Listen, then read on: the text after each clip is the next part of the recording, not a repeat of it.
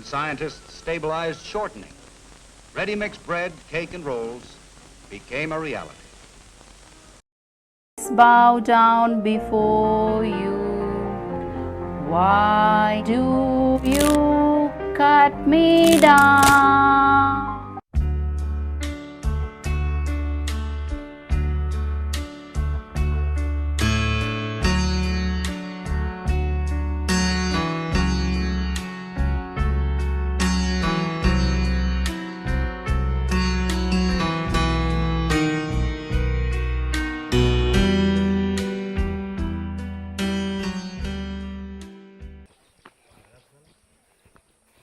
Cette femme a reçu des menaces, elle accepte de nous parler sous couvert d'anonymat.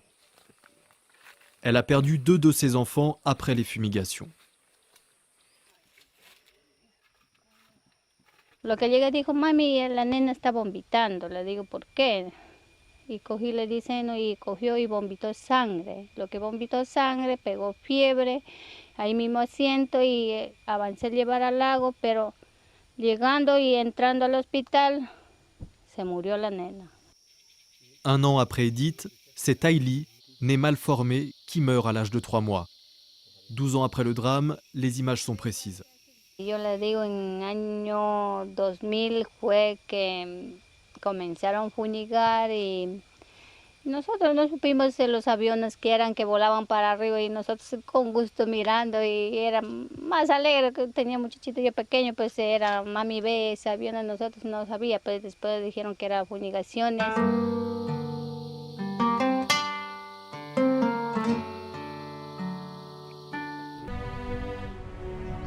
À mes 2 filles,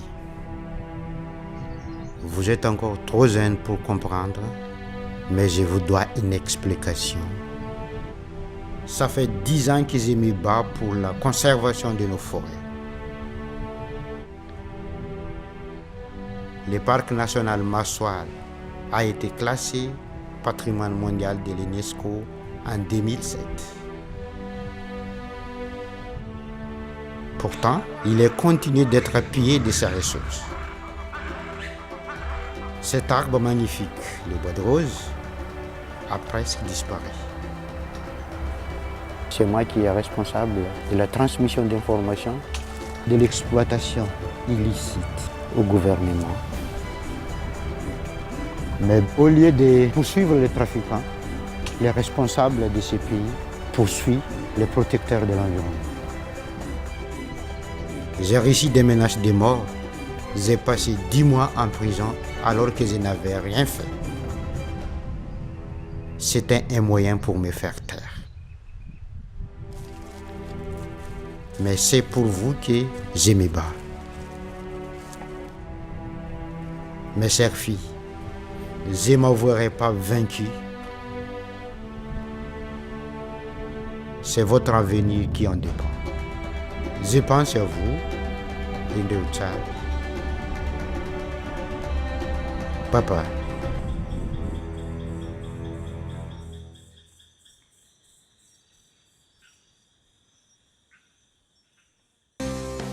Parce que nos profits n'ont pas de limite, nous investissons dans le pétrole de l'avenir, les sables bitumineux. Pour extraire ce pétrole, nous détruisons des hectares de forêt, gaspillons d'énormes quantités d'eau, polluons les lacs, les rivières. Mais surtout, nous consommons énormément d'énergie et émettons d'immenses quantités de gaz à effet de serre. Parce que c'est notre métier que nous avons tous les droits, pour mieux polluer et détraquer le climat, nous avons choisi la solution la plus chère et la plus sale. Pour vous, notre énergie est inépuisable.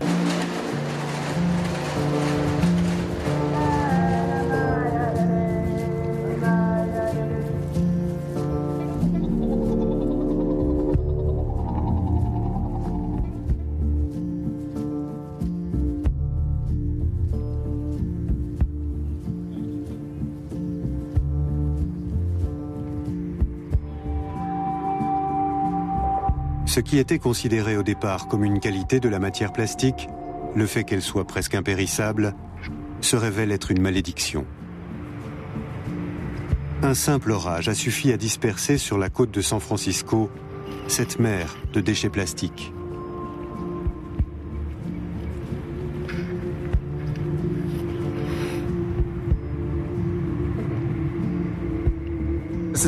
Contrairement aux produits naturels comme le cuir ou le bois, le plastique n'est pas dégradable.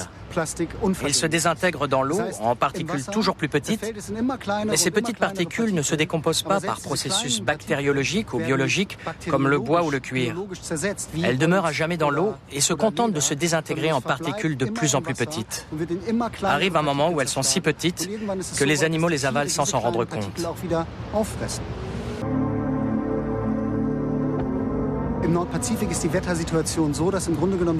Les courants sont influencés par le mouvement des masses d'air au-dessus de l'océan. Dans le Pacifique Nord, on a affaire à ce qu'on appelle un maelstrom, un violent tourbillon marin qui entraîne tout ce qui vient des côtes de l'Amérique du Nord ou de l'Asie.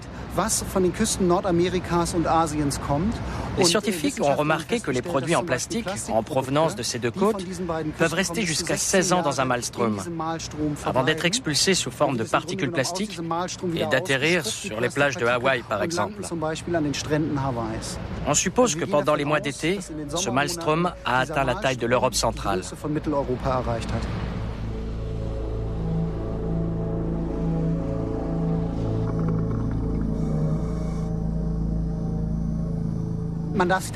Ce lit de matière plastique n'a rien à voir avec une de ces décharges que survolent les mouettes et où s'ébattent les rats. C'est un véritable tapis de déchets sous-marins qui peut atteindre plusieurs mètres d'épaisseur. Nous avons sondé les fonds marins à cet endroit et nous avons découvert une chose incroyable. Bien qu'on soit à des centaines de milles marins de la côte, on voit des tas de mouchetures jaunes, rouges, bleues et vertes. Bref, des milliers de petites particules de plastique. Nous avons prélevé des échantillons et comparé les quantités de plastique et de plancton animal vivant à cet endroit-là. Nous avons constaté qu'il y avait 6 fois plus de plastique que de vie animale. Et la colonne d'eau que nous avons observée est au milieu de l'océan à des centaines de milles des côtes.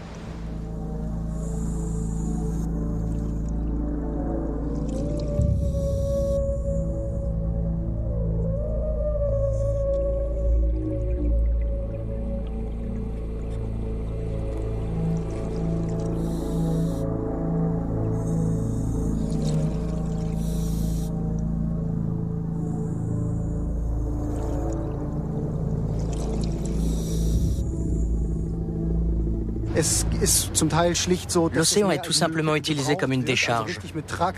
On y vide impunément les bennes à ordures. Cela pose un gros problème, dans le Pacifique Nord, mais aussi plus près de chez nous, en mer du Nord et en mer Baltique. Divers reportages et études scientifiques montrent qu'il y a jusqu'à 18 000 particules de plastique par kilomètre carré dans la mer du Nord. Un chiffre ahurissant. Nous sommes sur la côte hollandaise de la mer du Nord. Le professeur Jan van Franeker cherche à comprendre de quoi sont morts ces oiseaux retrouvés sur la plage. Presque tous ces fulmars boréales ont du plastique dans l'estomac. On retrouve des animaux qui sont morts empêtrés dans du plastique, mais relativement peu. Plus de 90% de ces fulmars boréales ont du plastique dans l'estomac. Cet oiseau a dû mourir de faim à petit feu. Il n'a plus ni graisse ni muscle. Il a dû agoniser.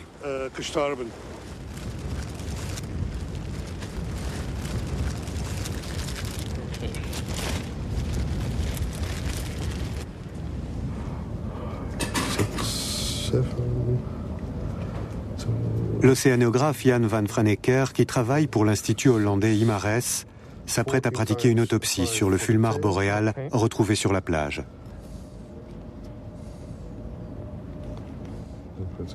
J'observe son estomac. On dirait des pelets. Oui, il y a des pelets et des fragments de plastique.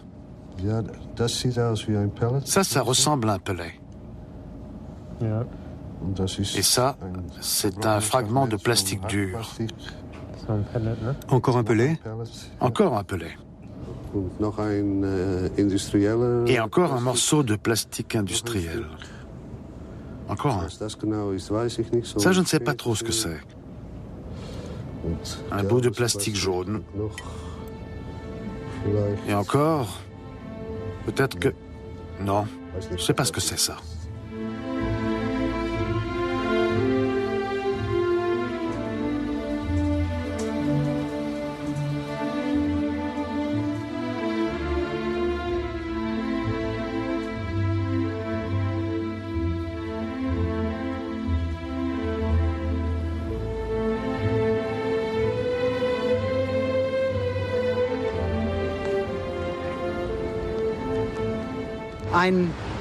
Un des gros problèmes posés par le plastique, c'est que les substances chimiques comme le DDT ou le PCB se fixent sur des particules de plastique. Lorsque ces particules sont absorbées par de petits êtres vivants, elles restent dans leur organisme. Ces petits êtres vivants sont ensuite mangés par leurs prédateurs, lesquels sont mangés par de plus grands prédateurs. Et ces substances chimiques se concentrent au fil de la chaîne alimentaire. Les animaux qui arrivent en fin de chaîne alimentaire, et notamment les hommes, se retrouvent donc avec un monceau de matière chimique en guise de repas.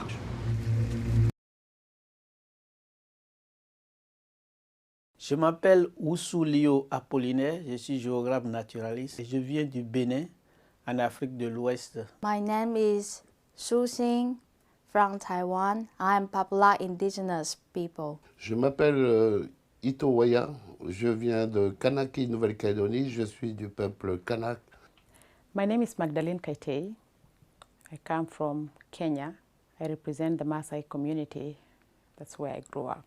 Eu sou Ninauá, sou Inubacu, do povo Runicuim, do estado do Acre. Mi nombre es Marishori Nahashi Samaniego Pascual. Soy del pueblo Ashaninka de Perú. La nature, pour nous, c'est toute cette biodiversité qui nous entoure. Et il y a un proverbe kanak qui dit tout simplement, s'il n'y a pas toi, il n'y a pas moi.